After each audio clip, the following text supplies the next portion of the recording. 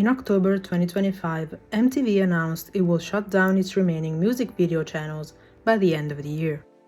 Once the global authority on music culture, setting trends, launching artists, and hosting exclusive premieres, MTV's influence has faded. Its closure marks the official death of televised music discovery. The old gatekeepers, record labels, radio, and MTV itself, no longer control what the public hears. Today, that power belongs to algorithms, or more accurately, to audiences. Music discovery has shifted from TV screens to smartphones, where users now play a direct role in shaping careers. And not so surprisingly, the biggest platform we have to do so is TikTok. MTV's demise isn't just a nostalgic moment, it's evidence that social media, especially TikTok, now drives the music industry. But how exactly does a social media app replace a record label? Let's go back to where it all began. It's the 1990s, and the flood of technological innovation begins reshaping the music industry. Recording, which once required talent, live precision, and expensive studio setups, was revolutionized by tools like multi-track recording, auto-tune, and quantization. These innovations didn't just eliminate human imperfection from tracks, they streamlined the entire process, making it faster, cheaper, and more accessible. Suddenly, artists had direct control over their sound. What once took a full team of producers, engineers, and musicians could now be done by a single person with a computer. This leaner workflow should have been a win, but for record labels, it meant they could cut production costs, fewer professionals to hire, less money to spend. Then came the rise of digital downloads, both legal and pirated. People stopped buying CDs because they didn't have to. This shift triggered massive financial losses for the industry. But I don't want to turn on my fucking radio and have to put a nickel in it to hear Metallica. Like, I don't want to have to pay to hear music. And that was just the beginning. Today, buying music feels almost pointless.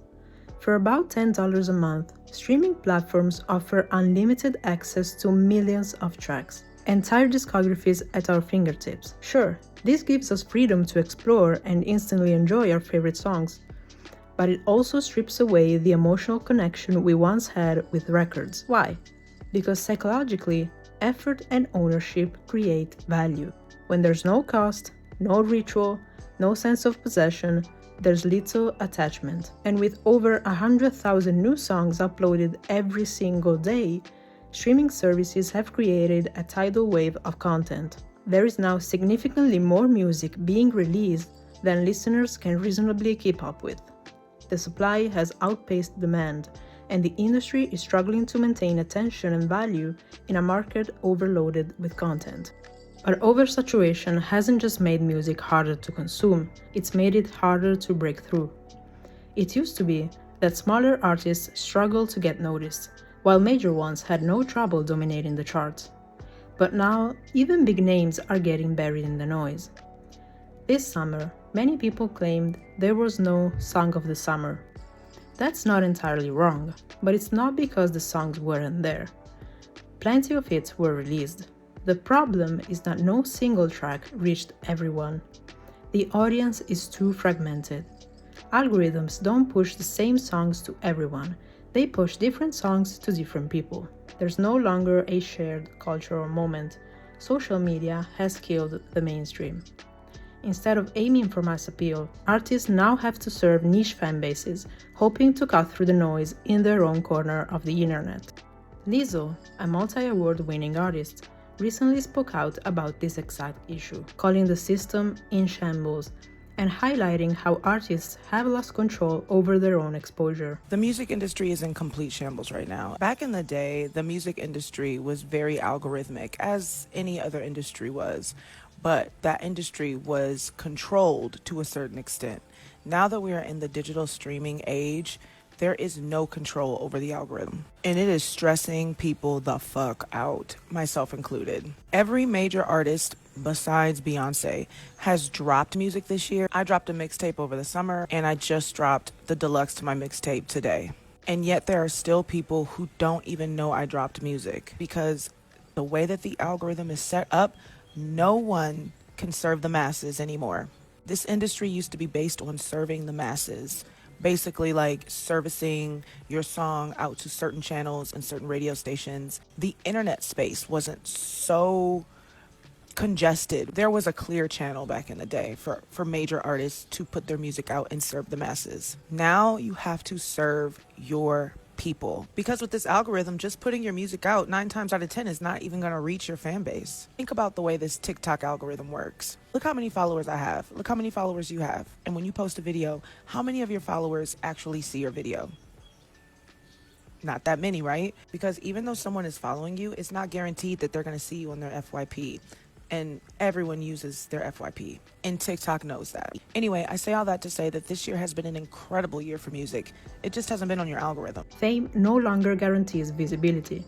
Algorithms don't prioritize status. Instead, what gets seen often feels random, even for major artists.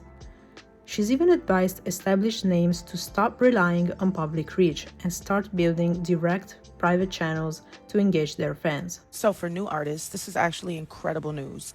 You, now more than ever, have an advantage over even major artists to get your music out there and connecting with people at a way quicker rate. Right now is the time to put yourself out there. I wouldn't even try to go the old school route and get signed. I would just make as much music as possible, as much content as possible, and put it on the internet. As for bigger artists, bigger mainstream artists, now is the time to talk to your fan base. Taylor Swift does an incredible job of it, and she's been doing it for a long time.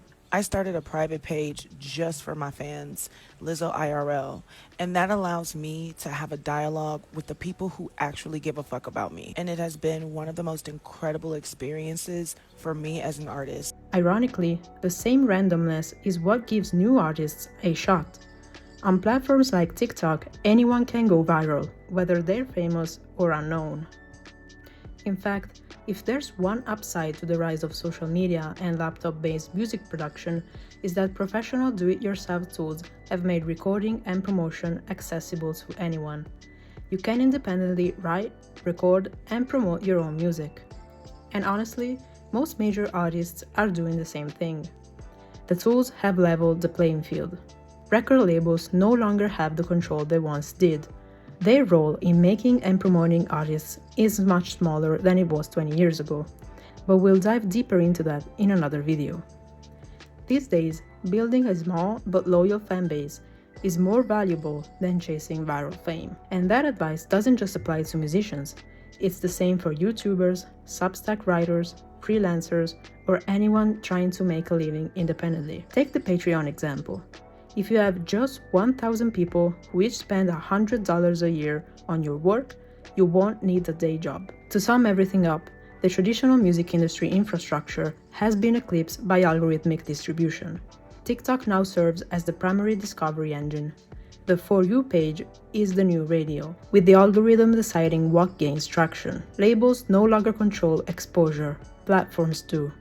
Success now relies less on who signs you and more on how your content performs within the platform. Today's music economy stands on 3 pillars: algorithmic visibility, content velocity, and direct-to-audience engagement. Artists who align their output with platform dynamics, posting consistently, optimizing for retention, and leveraging trends, gain a sharp competitive advantage. The old gatekeeping models are becoming less effective in today's landscape, where success is the product of output, engagement, and persistence. If you're not optimizing for the algorithm, you're not in the game.